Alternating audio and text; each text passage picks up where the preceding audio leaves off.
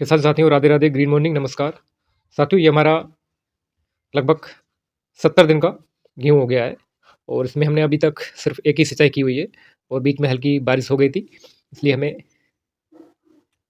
दूसरी सिंचाई की अभी आवश्यकता नहीं है और अभी लगभग 5 से 10 दिन और समय मिल जाएगा हमको, क्योंकि अब इस समय किसान साथियों धूप बहुत ज़्यादा होने लगी है और अभी 15 फरवरी भी नहीं हुआ है और टेम्परेचर बहुत ज़्यादा जा रहा है। इसलिए जो हमारे खेतों में नमी बनी हुई है, वो जल्दी ख़त्म होने की संभावना रहेगी। इस समय किसान साथियों हमें मुख्य रूप से कौन सी बात ध्यान रखना जरूरी है? किसान साथियों, इसमें हमें यह ध्यान रखना जरूरी है क्योंकि ये दूसरा पानी है और इस समय हमारा गोप बनने की अवस्था कुछ दिन बाद शुरू हो जाएगी। यानी कि कुछ दिन बाद पौधे के अंदर बालियां बनने का प्रोसेस शुरू हो जाएगा। तो किसान साथियों, हमें इसमें नमी को समय पर बरकरार रखना बहुत जरूरी है, यानी कि हमें खेत को बिल्कुल भी सूखने नहीं देना है। इसकी हम पहचान कैसे करेंगे? जो इसकी पत्तियां होती हैं गेहूं की, किसान साथियों, ऊपर से हल्की मुड़ी हुई होगी, तो समझ लीजिए आप कि हमारे खेतों में जो फसल खड़ी हुई है उसको पानी की आवश्यकता है। अब धूप निकलना आरंभ हो गई है किसान साथियों, इसलिए हमें अपने गेहूं की फसलों पर विशेष ध्यान रखने की आवश्यकता है और हमारा खेत इसमें सूखापन ना रहे, उसमें नमी बरकरार रहे। नमी बनाए रखना बहुत जरूरी है, इससे हमारे गेहूं में जो बालियां निकलेंगी वो बहुत शानदार निकलेंगी किसान साथियों। इसमें किसान साथियों हमने डीकेसी का यू प्रो स्प्रे किया था हमने, जिसमें हमने माइक्रोराइजा भी साथ में स्प्रे किया था और डीकेसी एनपीके का भी हमने इसमें इस्तेमाल किया था और एनडब्ल्यूडीसी यानी कि हमने कवच का भी इसमें इस्तेमाल किया था और पाउडर फॉर्म में जो नया ओडब्ल्यूडीसी आया उसका भी हमने इसमें इस्तेमाल किया था किसान साथियों। इन सभी का हमने मिक्स करके एक सिस्टर कल्चर तैयार किया था और इसको हमने गाढ़ा गौमूत्र के साथ में स्प्रे किया था किसान साथियों। तो आप देख पा रहे हैं हमारे गेहूं की फसलों में बहुत ही शानदार हरियाली है। इससे पहले जब हमारा गेहूं करीब 30 से 40 दिन का था, बहुत ही खराब स्थिति थी, क्योंकि पराली ज़्यादा होने के कारण जो हमारे गेहूं का सीड है वो मिट्टी में नहीं दब पाया था, इसलिए कहीं कहीं जर्मिनेशन नहीं हुआ है। लेकिन खेत में बहुत ज़्यादा गैपिंग थी और फुटाव बहुत ज़्यादा है, इसलिए जो भी गैपिंग है पूरी तरह लगभग भर गई है और कहीं पे भी ऐसी अवस्था नहीं है जहाँ पर ये गेहूं का जो गैप है उसका भराव ना हुआ हो किसान साथियों। तो किसान साथियों, जब हमने इसमें डीकेसी यू प्रो का इस्तेमाल किया था स्प्रे के माध्यम से, तो उससे पहले भी स्थिति हमारी गेहूं की ज़्यादा अच्छी नहीं थी, टिल्टिंग बहुत कम थी और कल्लों की संख्या बहुत ही कम थी।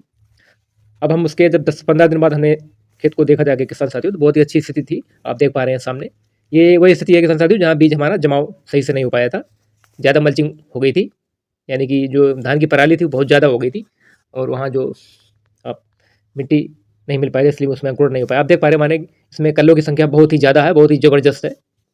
इससे किसान साथियों हमें जब हम कुछ दूरी पे बुआई करते हैं सुपर सीडर के माध्यम से, तो उससे जो हमारे गेहूं में कल्लों की संख्या बहुत अच्छी होती है, क्योंकि हमें मिट्टी में हमारे जो पोषक तत्व हैं वो अच्छे से काम करते हैं और सूर्य की रोशनी रोशनी मिट्टी में बहुत अच्छे से पहुंचती है और क्या नाम, इससे जो कल्ले हैं उसमें अच्छी ग्रोथ देखने को मिलती है और पौधों को भी अच्छी तरह धूप मिलती है और मिट्टी को भी अच्छी से धूप मिलती है, जिससे पौधे की बढ़वार बहुत अच्छी होती है और ऑक्सीजन का फ्लो भी अच्छा बना रहता है। और पौधों में जो हम बैक्टीरिया खाद चलाते हैं किसान साथियों, एनपीके, ओडब्ल्यूडीसी, कवच और इको फंगी, बवेरिया बेसियाना यानी कि ट्राइकोडीकेसी, इन सबको हम मिक्स करके चलाते हैं। केवल इको फंगी को हमें अलग से चलाना होता है, उसको हमें सिस्टर कल्चर के साथ भी नहीं मिलाना होता है, उसको हमें अलग एक ड्रम में तैयार करना होता है किसान साथियों, और साथ में चला साथ में सकते हैं, लेकिन हम एक ही ड्रम में नहीं चला सकते हैं। इको फंगी के अलावा हम सभी कल्चर को मदर सिस्टर एक साथ बनाकर हम तैयार कर सकते हैं किसान साथियों और एक साथ चला सकते हैं। तो किसान साथियों, आप देख पा रहे हैं बहुत ही अच्छी फसल है। इसमें प्रबंधन बहुत आवश्यक है किसान साथियों, हमें सही प्रबंधन करने की आवश्यकता होती है, तभी हम इस प्रकार की फसल ले पाते हैं। तो किसान साथियों, आप रासायनिक से जैविक खेती की तरफ आएँ, धीमे धीमे आपका उत्पादन स्वतः ही बढ़ने लगेगा और आपका इनपुट कॉस्ट है अपने आप कम होने लगेगा। हालांकि थोड़ा सा श्रम ज़्यादा करना पड़ता है किसान साथियों, अच्छी फसल लेने के लिए समय समय पर आपको खरपतवार के लिए खरपतवारनाशी का भी प्रयोग करना पड़ता है, तो उसका रासायनिक प्रभाव ज़्यादा फसलों पर ना आए, इसलिए हमने गाढ़ा गौमूत्र का इस्तेमाल किया है इसमें। जो हमारे डॉक्टर किशन चंद्रा जी ने जो गाढ़ा गौमूत्र का आविष्कार किया है वो बहुत ही अच्छा काम करता है। जो हम किसी भी केमिकल को जब डालते हैं खेतों में किसान साथियों, तो उसकी जो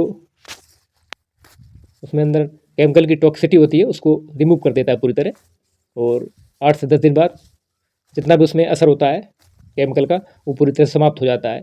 इसलिए हमें इसके परिणाम बहुत अच्छे मिलते हैं, और गाढ़ा गोमूत्र का साथ जब हम प्रयोग करते हैं तो जैविक खेती में हमारे किसी प्रकार का कोई दुष्प्रभाव नहीं पड़ता है, और पेस्टिसाइड भी अच्छा असर करता है। लेकिन किसान साथियों, हमारे में कभी कभी गुल्ली डंडा जो जिसे मामा बोलते हैं, जो गेहूं के आकार का गेहूं जैसा खरपतवार होता है, वो कभी कभी जब हम देरी से स्प्रे करते हैं तो नहीं खत्म होता है, वो डाउन हो जाएगा, यानी कि मुरझा जाएगा। इसके बाद जैसे मौसम सही मिलेगा वो पुनः खड़ा हो जाता है, लेकिन तब तक हमारा गेहूं की फसल है वो बढ़वार ले चुकी होती है, तो ग्रोथ करने में कोई दिक्कत नहीं होती है। यदि हम जब हमारी फसल ग्रोथ अवस्था में होती है उस समय यदि हम उसका ध्यान नहीं रखते हैं, खरपतवार बहुत ज़्यादा हो जाता है, तो ये खरपतवार ऐसा है किसान साथियों, हमारे गेहूं की फसल को पोषक तत्व नहीं उठाने देगा, और उस पोषक तत्व को खुद उठा के हष्ट पुष्ट हो जाएगा, और हमारी फसल है वो कमज़ोर हो जाएगी। इसलिए जब हम स्प्रे करते हैं भले ही वो खत्म ना हो, लेकिन कमज़ोर हो जाता है, तब तक हमारी फसल हष्ट पुष्ट हो जाती है, और इसके बाद जब वो पुनः वापस अपने सामान्य अवस्था में आ पाता है, तब तक हमारी गेहूं की फसल बहुत अच्छी तरह खड़ी हो जाती है और अपना काम आरंभ कर देती है। तो इसका फिर ज़्यादा प्रभाव देखने को नहीं मिलता है। हालांकि यदि बहुत ज़्यादा मात्रा में गुल्ली डंडा खरपतवार अगर हमारे खेतों में है तो 5 से 10% जब बिल्कुल नहीं करेगा तो भी नुकसान हो जाएगा किसान साथियों। तो अब इनका शुरू में सिंचाई में 15 से 20 दिन के अंतराल पर कर देनी चाहिए, क्योंकि यही अवस्था होती है जब हम खरपतवारनाशी जो गुल्ली डंडा वगैरह जमता है उसका सही से खात्मा हम जब 20 से 22 दिन में पानी लगाएंगे तो 30 दिन के अंदर ही हमारी इसमें नमी कम हो जाएगी, हमें खरपतवारनाशी का स्प्रे करने का सही मौका मिल जाएगा, और तभी हमारा खरपतवार पूरी तरह जा पाएगा। तो ये प्रक्रिया आप किसान साथियों समय समय पर करते रहें तो आपकी फसल बहुत ही शानदार हो जाएगी। हमारी फसल शुरू में बहुत बेकार लगती थी किसान साथियों, आपने पुरानी वीडियो देखे होंगे। अब इस समय हमारी गेहूं की फसल बहुत ही अच्छी है। कहीं की देखने में इसलिए अच्छी नहीं लगती किसान साथियों, क्योंकि जो बीच में गैपिंग हो गई है कहीं कहीं ज़्यादा है, इसलिए थोड़ा फसल हमारी अलग से दिखने लगती है। लेकिन वैसे हमारी फसल बहुत ही शानदार है, और इसमें के कल्लों की संख्या भी बहुत ही अच्छी है।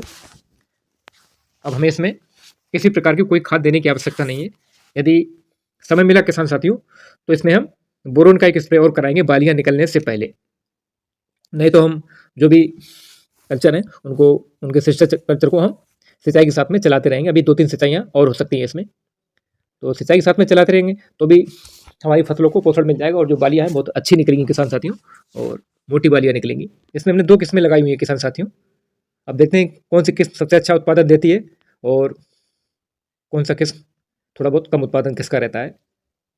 तो किसान साथियों, इस प्रकार आप भी जैविक खेती करके बहुत ही अच्छे तरीके से अपनी आमदनी प्राप्त कर सकते हैं।